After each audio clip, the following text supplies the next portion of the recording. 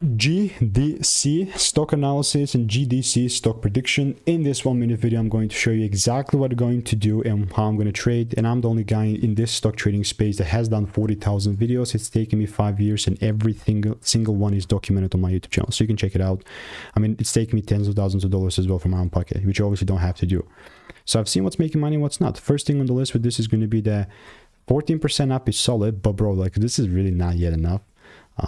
Bro, that's the top of the range, and only if I see the price giving me some sort of like double break here in this demand zone, only then I'm going to look to buy. Like, again, randomly buying, it's not happening, not going to do it. So only if there's some sort of a double break and a confirmation, I'm going to look to buy. Everything else from here on is going to be pure noise.